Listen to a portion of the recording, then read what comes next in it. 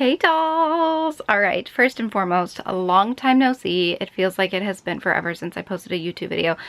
I apologize for that. Things have been very crazy.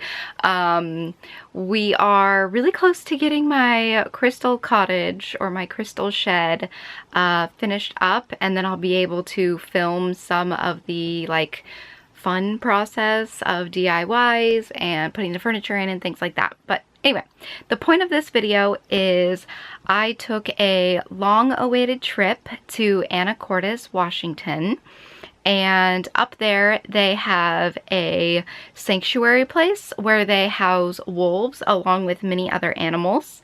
And we've been planning this trip for like 3 years, and the first year things just came up and we couldn't do it. The second year COVID happened, and then this year we were finally able to do it. And it was a really fun and cool experience. So I did want to kind of share with you guys my experience and kind of talk to you guys about the place and what they do and how they help and things like that. Online, it says that they are a wolf sanctuary, but they also house many other animals as well, some of which you guys will see in the vlog, being bobcats, cougars, emus, owls, anteaters, possums. There was even a aquatamundi, I believe is what it was called. You guys will see that a little bit later also. But yeah, they house these animals that have been rescued, or that people will like adopt or get a hold of these exotic animals and assume them to be pets, and then for whatever reason they find out they're illegal, they get them taken away, etc. There's nowhere for these animals to go. So that is what Predators of the Heart, which is the name of this location, that is what they do. They take in those animals, whether they've been wounded or animal control has picked them up from someone else's house, or they're housing them. I do believe that a lot of the animals that do come in live out their forever homes in the sanctuary.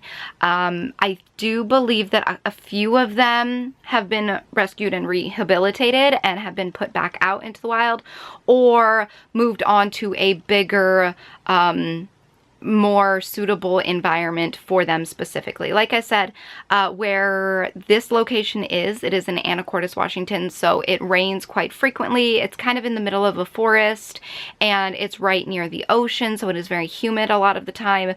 So of course, with the specific animals that require different climates and things like that, I think they do move to different locations where they are also like worked on and rehabilitated and rescued and all of that, as far as I know. Now the cool thing about this Predators of the Heart is when they first started, they wanted to teach knowledge. They wanted to teach about animals and teach about wolves and teach about how every single animal in our world is part of the circle of life, and why, you know, the wolves feeding on rabbits helps ants live and things like that. You know, it's like they help the cycle grow, and they just kind of teach that, and they teach each about individual animals. Again, not specifically just wolves. They help numerous kinds of animals. There were even a few dogs on site. I think they may have been pets, but yeah, there were even a few dogs on site. They have lots of birds, just turtles, all kinds of stuff, even crocodiles or alligators, one of the two. But yeah, it's a really cool place. I love what they're doing. I love that they are encouraging other people into helping the exotic wildlife that is maybe endangered, such as, like, you know, the wolves and such animals, by them going to, they used to travel, I'm not sure if they do because of COVID, but they used to travel to local schools and stuff and take a couple animals to do like classes, or just to go and volunteer at schools and things like that, to kind of engage audiences and teach them about, oh, these are the animals that we need to look out for. This is why we need to look out for them, because they help our, you know, our universe, our world, like, work. And without these animals, we are losing key factors in our own personal lives, and it's going to affect us directly. And it's really informative. It's a really cool thing. But yeah, the most exciting thing for me about this experience was obviously walking with the wolves, petting the wolves, touching the wolves, hanging out with the wolves, and, you know, learning a little bit more about them and things. So yeah, I will say that there were a lot of rules going into this, which I didn't not expect there to be, but I wanted to go in there treating them like dogs and be like, oh, puppy, you know, and like riling them up. But that is the complete opposite of what you're supposed to do. They want to associate, you'll hear this voice overlay in one of the clips, but they want to associate humans with calmness.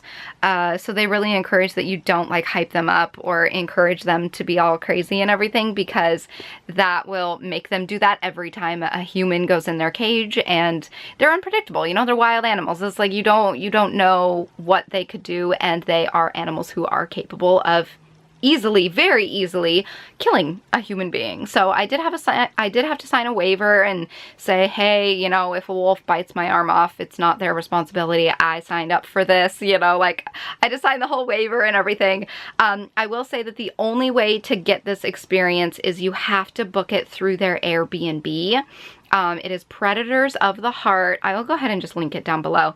But 100% of the proceeds or the earnings from your ticket for you to book your spot for one of these encounters is put back into the rehabilitation, the rescuing, the feeding, the housing, the enclosure enhancements, everything for what they do for the animals. So it's going to help the animals regardless. So it is a $200 cost for one person for a 2-hour time slot. Again, you learn about the other animals, and I personally went into 2 wolf enclosures. The first one, I believe, had 5 or 6 wolves in it, and then the second enclosure only had 2. The second enclosure, the 2 wolves that were in there were a little bit more tame and chill, and they were more used to being around humans, whereas the first one, they were kind of still in the process of teaching those ones how to socialize with humans. So yeah, there were quite a few more rules in the first cage than there were the second one, and I believe you'll see in the vlog that the first cage that we go into, you'll see that it's just gravel, and it's not very like foresty or appropriate, I guess you'll say. Like the enclosure size isn't that big. I think they just put the wolves in there for the experience, and then once the experience is over, then they do release them into the huge like acreage foresty area, which you guys will see in the second enclosure that we went into. That one was kind of an example of one. I don't have a ton of footage because it was kind of chaotic, and I kind of wanted to be in the moment. I took more pictures than I did videos, so I can overlay some of the photos as well in like a little slideshow. But overall, my takeaway is that it was really an amazing experience, and if you are one who wants to maybe give to this, not necessarily a charity, but if you want to donate anything to what they do and help with the wolves and the animals and everything, they do have donations that you can send to, I believe. I'm sure you can DM them on Instagram. I'll put their Instagram down below. This is not sponsored at all, by the way. I paid for all this with my own money. I even gave them a separate personal donation when I was there on site. I actually did that. And they're also part of the Amazon Smile program, which I believe a portion of Amazon's proceeds go to Predators of the Heart, depend on applicable purchases. I think that's what that is. I need to look into that a little bit more. If you guys know more about that, let me know down below in the comments. But they are part of that Amazon Smile program. So I think if you just make everyday purchases on Amazon, a little tiny portion of that can be donated to the Predators of the Heart and their foundation and what they're doing for donations and everything like that. Also, they do have a website where you can order a t-shirt or a hoodie. I'm not wearing mine right now, but I did get one when I was there. It's just a black hoodie. It has a beautiful wolf pattern logo on it. You might, I don't know if I took any pictures in it. Anyway, I'll post the link down below, so if you want to get one, again, 100% of the proceeds are just going to go directly to what they do. And yeah, you can help out some cougars, bobcats, wolves. If you're an animal lover, this is amazing. I do want to reiterate right here that this is not a zoo. They do not just take these animals out of the wild and put them in a cage that is 10 times too small and just let people poke and prod and gawk at them. They're doing something. They are rescuing, rehabilitating, taking in animals that, you know, people shoved aside that they don't want, or, you know, maybe someone found it stranded on the side of the highway with a broken leg and they didn't know where to take it, so they took it in. And they're doing their part to help these other animals while teaching the public and youngins and oldens like myself, older people, younger people, teaching everyone about the animals and what their role in this crazy planet is and why they're here. And it's a really cool thing to learn about and to see, other than just a zoo. I don't really approve of zoos that just do it for entertainment purposes. That's why I really like that these people who have the Predators of the Heart organization and things, that they only do the private tours through Airbnb. It's not open to the public. Random people can't just pay an admission fee of $10 and get in. They're very particular about the process of how to get in. It's way back in the middle of the forest. You have to drive through dirt roads to get there. Like, it's not advertised all over the place. Like, I found it on Airbnb one day and I wanted to check it out. And I did, and I 100% support what they are doing. And yeah, they're really, really cool. Feel free to check them out, especially if you're in the area of Anacortes. That's the reason we went up there. We did some other things while we were there too. We took a ferry to Friday Harbor. We checked that out. We did some geocaching while we were up there. So yeah, we just did kind of a bunch of stuff, but that was the primary reason that we were going up there, was to go to the wolves and pet the wolves, because wolves have a near and dear place in my heart. I've always loved them. I've always looked up to them.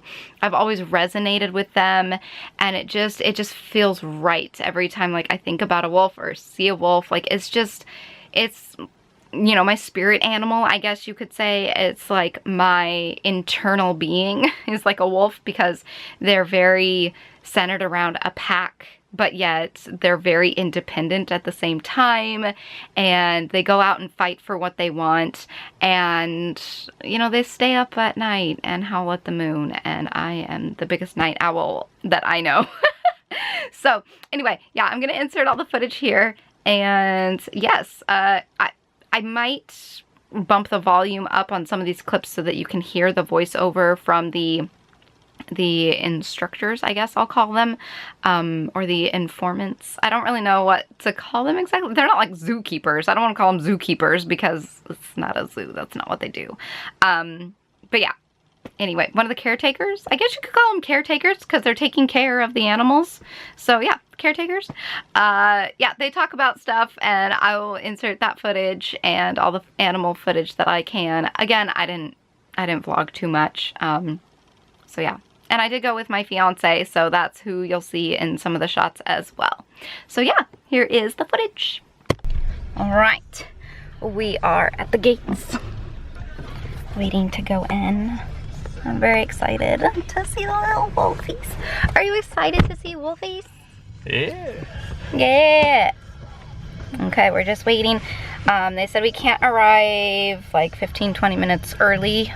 They open the gates at like 15 minutes prior to the tour, and we only have a few minutes, so yay, here we go. 175 pounds. He's 7 foot tall when he stands up on his rear hind legs. Now, how you can tell a difference between a wolf and a dog. Wolf brains are 30% larger than dogs, so they have an incline rather than that big dip. They always have these beautiful copper eyes. That's a trademark of the wolf. They don't carry the gene to have blue or green eyes. They have different tracking in their paws, so they're more widely spread. You can bite twice as hard as a German Shepherd, though we're about 1500 PSI. They can actually hear a man in the woods up to 10 miles away. They can smell a man up to 2 miles away. They actually smell better than a bomb-sniffing dog. So they're remarkable creatures. I'm gonna shut this door behind you so that way he doesn't go into the wolf enclosures, because he will absolutely do that.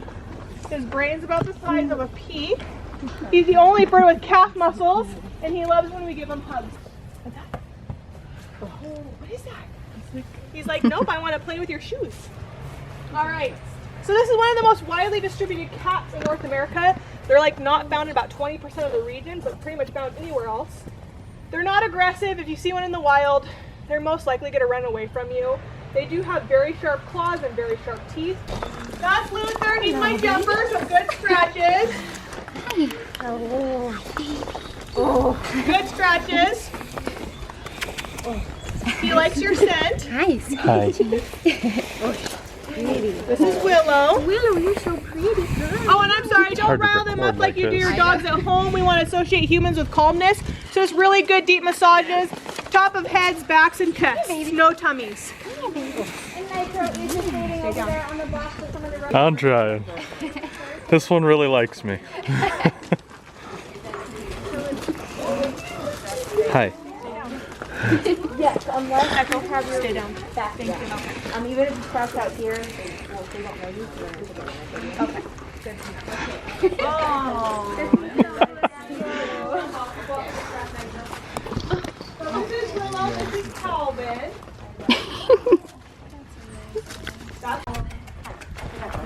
You can go back to him. Okay. I just want to make sure. And anyone's welcome to come scratch Luther here. You said this is Nitro. Hey, buddy. I'm gonna need your number because I got a picture of you. Okay, Like the wolf, like right there. Awesome. Hi, buddy. Oh, you're so pretty. Oh. And Echo's coming up right behind you. Oh, look at the spot. So when you do hit the spot on your dog where you get them to do this, please stop and move on to a new spot. What you're doing is you're reactivating an itch that they can't normally reach. So yes, it feels good in that moment, but then it has to settle down all on itself again. And so you'll see that they'll sometimes be rubbing on your furniture or on fences because they can't get that itch to be taken care of. So we always move on. You want to say hi to everybody? People don't realize, like, so Blue and Lonzo have 2.5 acre run. They use a quarter of an acre. They like to stay right in their gap. So they pick their spot. They may go do some zoomies in the morning. When we first got him, he actually had fat rolls over his eyes. He could barely see. Skunks are omnivores and scavengers, so given the opportunity to overindulge, they will. It's actually one of the leading causes of death for them in captivity. They are legal in some states as pets. Here they are not. There are a total of 4 of them in here. They're actually really sweet animals. I had no idea till I came here. Maggie is technically still a baby, but if you see them in the wild and they're actually 7 inches or bigger from tip of nose to tip of tail, they're okay. That's just about the size they are. They start their life. Usually they do present all 50 of those teeth when approached. They're practically blind, so to them we're just this giant blob coming towards them. And they're pretty defenseless, so I would probably do the same. They do have that prehensile tail. I don't know if you can see it. In movies and cartoons, maybe you've seen them sleeping from that tail. They actually don't do that. It's more of a 5th appendage to catch themselves if they fall, things like that. And these guys are also super important to that ecosystem. They're our Lyme disease control, the amount of ticks they eat per year. They're the janitors of our world. They eat all that dead decaying meat. Here's is a coati, which is essentially the raccoon of Central and South America. He was actually somebody's pet before he came here. The man who had him, though, didn't do his research. Male coatis are solitary animals, and he had him in with a raccoon. He was hoping they'd grow up and be buddies. It just didn't work out that way. Come say hi to the people, buddy. So he did have to separate them. The older he got, the more aggressive he started presenting to that raccoon. And now we have him. He's so cute. He is, yeah, one of the cuter guys I think we have. And he does squeak, that's why his name is Squeakers, That tail is something else. right? That thing is way long. Yeah. Hi, cutie. Oh, that's okay. You saying hi? If you wave your cell phone in it. Oh, yes. He does a big old snout on him, doesn't he? He's so Over cute. here, Salvador. I'm going to open up his window so you guys are welcome. like that. People can That nose. if they rear up and start slapping, they hit him. This is Dean. She was actually an anonymous drop-off. We have a program where people can drop off their exotics, no questions asked, and it saves them. Oh my god! Isn't she adorable? People would just drop their exotics off in the woods. Who knows what would happen to them? And she's so socialized, she would likely go up to someone looking for a banana and be euthanized. So we don't want that for her. You can actually see her quills in her hair. They're the little white guys sticking up. And porcupine quills are essentially a modified hair, so they fall out just like ours does. If you ever do get quilled by a porcupine, you do want to get it out as soon as possible. The longer you leave them in, the deeper they'll continue to burrow. So So Bob is a Catalina macaw. Catalina macaws are something you would never find in the wild. They do not crossbreed. So this is a man-made macaw, and this is what you get when you crossbreed a blue gold macaw and a scarlet macaw. He's beautiful. He's got beautiful wings, beautiful blues. He's starting to look a little rough. He's going into molting. He's already lost 2 really long tail feathers. One of the bad things about working here, I get a lot of really cool feathers. So that's his girlfriend behind me. That's Millie, and she hates me to death. As soon as I put him back, she's going to have an argument with him actually about how he should not be out here with me every single time. Now he's crawling away. He's like, nope. Thank you. Put me in the doghouse. Yeah, Unintended. every single time. She'll bob her head around. She bites. Every single time.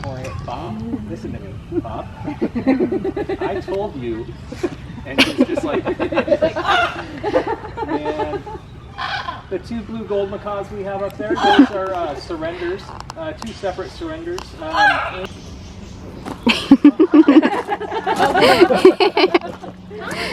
right. Oh my goodness. This is so So this is Adagio, and Adagio actually means slow, but he's usually anything but. We'll see what he's up to today. So he will actually stand up. Oh, look at him, little Nook. Hi, baby. You can see they don't walk on the pads. They actually just walk. He's like, come on, come back up there. Dude, aww. He's like, That is Isn't interesting. that is how they walk. And more than 50% of all sloth deaths happen when they're on the ground. You can kind of see why. They don't have a lot of defenses. And they don't have a big reach on their neck, so they can't be swiveling around to grab things. wait, he's super fast. That's actually a walk for him. He can go quite a bit He's like, faster now. put me back in my hammock right now. Yeah, he's like, it's not poop day, okay? Like, Yeah. You can actually thank a sloth for avocados. One of the guests on the last tour knew this, and I was astounded. So sloths actually used to be the size of elephants, and they were giant ground sloths, and they were the only megafauna back then capable of consuming the avocado and broadcasting the seed. So they actually give credit to the sloth that avocados are not extinct. They were Wow. huge. thanks They for were. avocado This toast, is an dude. actual cast of a real ground sloth claw. What? This is the core, so there would actually be a shell on that. And that is a real cast of a real ground sloth claw. What? So it doesn't look like a modern day sloth claw much at all, but it does look very similar to Salvador, the giant anteater. Because they are the closest living relative to the sloth. And that big knuckle, this guy probably walked very similar to Salvador. He probably folded that up and walked on his fists, and when he needed it, he'd pull that down and hack away a tree or defend himself if he needed to. If they were like bears, that would get splintered or worn down. It wouldn't be able to defend himself very effectively. But man, that is not something I'd want to mess with. I don't know about cocky, they're definitely confident. Yeah. Super confident. He's not. Are we friends now? I take photos with all my groups of 2 first, and I think we had a group of 3. Yeah, okay. You guys will be last. Hi. Hey, buddy. This one's a big baby. Hi, buddy. Oh, does that You feel got it right. He is a baby. Big baby. big? What do you smell? Oh, does that feel good? Yeah. Hello. Hi. So you're gonna.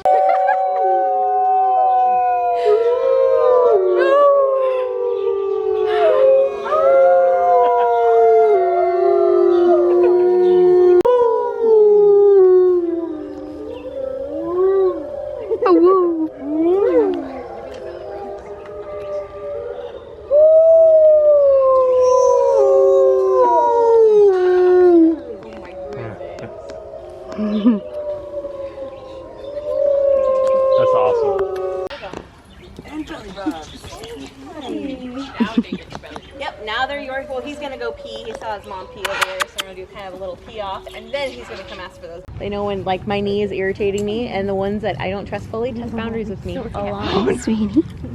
When they did that reintroduction program into Yellowstone, many of all the like wolves are only targeting a certain pack, and they were herd. Sorry. Yeah. They were leaving everything else alone. They couldn't really figure out why, and they finally got a carcass and did some DNA testing. That certain herd had a type of bone cancer. The wolves knew it, and they were weeding it out. So yeah, as you can see, I didn't film too much, but it was a really fun experience, and it was so heartwarming to just be able to physically touch the beings that I have admired for so long and I've looked up to for so long. Like, wolves are such gorgeous, like, special creatures, and I feel like a lot of people that I've talked to, they're like, how could you have done that? They're so scary. Like, why did you? I'm like, they're just big old dogs. Like, it was so fun. But I mean, they can get aggressive, and like I said, they could kill you in one chomp. But yeah, it was still really cool to go, and I said it's really cool 15,000 times. So that's probably cute for me to end this video. But yeah, I hope you guys like this little vlog thing. I know I haven't been on here in a while, so I feel kind of rusty. But yeah, hopefully more videos will be coming soon of the shed progress. And once I am moved into the shed with my crystal business and everything like that, excuse me, hopefully I'll be able to record some stuff out there, and I'll have like a new fresh filming environment, and who knows, maybe my business will take up the rest of this free time that I have in my life, and I won't be able to do that. We'll see what happens. I need to do like a live stream on here one of these days or something, because I miss you guys so much, and I feel like I just kind of fell off the face of the earth and left you guys hanging, and I don't want you guys to feel like that. Anyway, I'm gonna hop off of here. I love you guys so much. Thank you for joining me on this little journey. Oh, Rebel just came into my room. Hi, Rebs. Hi, kiddo. And I will talk to you guys later. So until next time, so long, stay strong, stay true, do the other half of the heart so I can't, and be you. All right, bye.